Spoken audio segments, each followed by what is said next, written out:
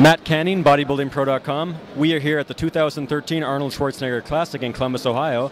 We are here at the Mutant booth. I am here with Canadian amateur champion bodybuilder John Aiello. John, I first was introduced to you at the 2011 OPA show, which you won, Mr. Ontario, and we talked in person at Toronto at 2012. What was upcoming next for you would have been the 2012 Nationals, where you were in the light heavyweight class at 198 and you came 11th. Now, there was probably both good and bad about that show for you. Can you tell us a little bit about your experiences there? Well, every show you do, you learn something new about yourself and about how your body works. You know, bodybuilding is a sport where you're always learning and you always have to be willing to learn more. So what I can take from that show is I needed to be more conditioned. Personally with that show, like, it was my best conditioning so far.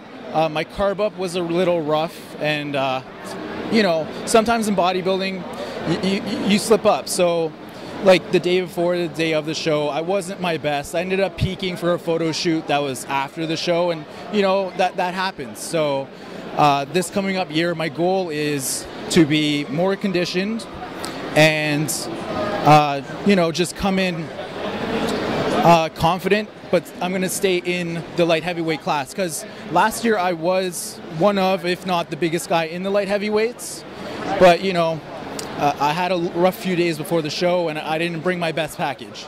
But you know, a lot of people saw the photo shoots afterwards, and you know, a lot of people were impressed. And with my coach Bob Weatherall, like, you know, I was saying, I don't think I should compete next year. I want to get bigger. Let's go into the heavyweights. And he was saying, you know, the issue wasn't the size. The issue was you really just need to nail it in. So that's our plan. Just dial it in for this year and see how it goes.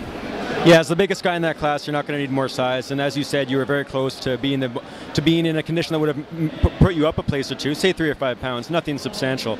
And you mentioned your coach. Now tell me something. You're both a coach yourself, and yet you also utilize the services of a coach. So now somebody might say, why would John need a coach when you first of all offer these services? You know what you're doing. What is the benefit to you to hire a coach?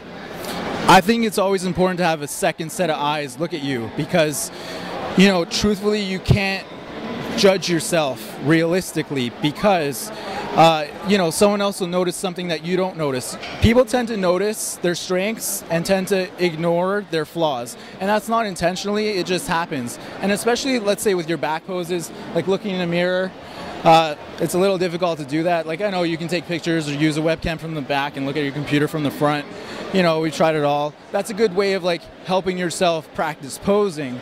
But in terms of like seeing your conditioning or getting a real pair of eyes on you that can like critique you realistically, you know, it's totally different. But for like my clients, I'm looking at them, I know exactly what they need to do, whether it's in terms of where their weaknesses are and what to do to build it, what exercise to implement, or what to do with their carb up, or when to cut their water and deplete them. I just prefer having someone look at me, and always like towards the end of my prep, I don't like to do the thinking. I'd rather someone else do the thinking, and I'll do the work. I'm a good listener. It's probably the best thing I'm able to do at that point. So I listen and I do it. Back when I was working with Darren Oliver a few years ago for the Ontarios, he was basically the brains behind that plan, and I just did what I was told. I originally had told him I didn't think I was ready to do the Ontarios. Like, I had won an overall November before that year, and I was saying, you know, I want to put on more size, and he was saying, no, you got to do the show. Just, I'm your coach, listen to me, do the show. So, you know, if you have a coach, you got to go all in. So be 100% dedicated to what their plan is, so that you know whether or not it works for you. So, you know, because you hear about guys that are taking bits of information here and there and putting it together themselves, but then you never truly know whose plan actually works. So you got to go all the way and execute it, and then look back on it. So I can look back at last year's Nationals and figure things out that didn't work for me, so I know for the next time what to do and what will work and what foods I should try. This prep, I'm going to experiment a little more with you know, having different types of carb ups towards the Nationals and just do some practices. And, you know, The North Americans is something that I've been wanting to do, so if after the Nationals we look back at it, after this coming up Nationals we look back at it and I decide maybe I should try the North Americans, that's like another opportunity to try something new out. But yeah, so at this point I'm definitely going to do the Nationals, but I'm open to North Americans as well. You know, we're here at the Arnolds, and you know, one of my goals is to do the Arnolds one day. So I was qualified to do this show. I just decided I'd wait to do the Canadas. It just time-wise gave me more time to prep. So July 6th I'll be in Halifax competing in the Canadian Nationals. And it makes sense what you're saying, that you should listen to their coach's advice all the way through. Like some people who take too many supplements, you wouldn't know which one's doing the job. So you do kind of have to follow all of the advice of a coach if you want to know what works. If you only take tidbits, as you said, you're not going to know if your advice works or his. And it also makes sense what you said about having a second pair of eyes, because I know that you're a sharp enough guy and you know your stuff and you're experienced. I know that you could do your own prep in one respect, but on the other hand, you're on low carbs, your glycogen's going to be low, you're going to be tired. Who wants to really be doing their prep at that point? So what you said again there makes a lot of sense to me, and it's nice to clarify that, because people do ask the question, why does an experienced, qualified person like yourself, educated person, why would you need to take a coach and use his services? Well, now I understand why. Even Mr. Olympia has a coach, so that's true. You know, all the top, even the entire lineup.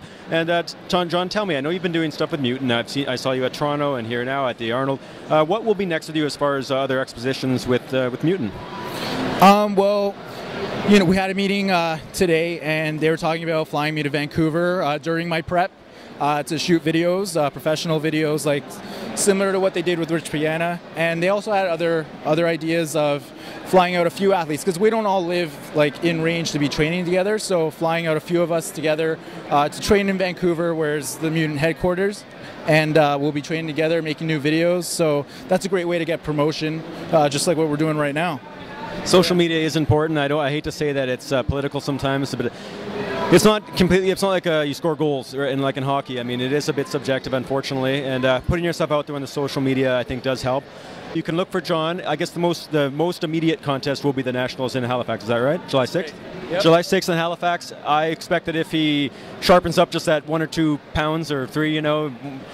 In fact, after a year of training, I think that he'll be able to compete again at 198. Would you shoot for that weight, or you don't really have a number in mind? But I don't have a number in mind. I know my coach Bob. He's been saying, you know, don't worry about the numbers. Worry about how you look. If it happens that you're 202 and you end up in the heavyweights, so be it. As long as you look your best. You know, last year we worried too much about the numbers. This year we're just going to go with it, but I need to be even more conditioned. I had striated glutes last year though, but you know, there's always room for improvement, and hoping to have a better carb up this year and see how it plays out. I'll put it like this. When I saw John at the 2012 Toronto Pro, he was about the same weight in the 230s, and he's the same weight now, but he's sharper than he was then. So I can see the improvements, even if it's just a few pounds. It does make a difference, and I guess we'll have to see how it plays out in July in Halifax. Yeah. Yep. This has honestly been my cleanest off season. I've been working with Bob Weatherall, and you know, he's the most honest guy in bodybuilding. He'll tell you it straight up, if you're doing good or if you're doing bad, and you know, you have to take the hard comments that you can get and just work with it. So one piece of information I'd like to share with all of you is it's really not about who diets the hardest, it's about who diets the smartest. Good advice, John. Thank you. Everybody here at the 2013 Arnold Schwarzenegger Classic in Columbus, Ohio at the Mutant booth with Canadian top amateur bodybuilder John Aiello. Thank you. Thanks, John. Thanks.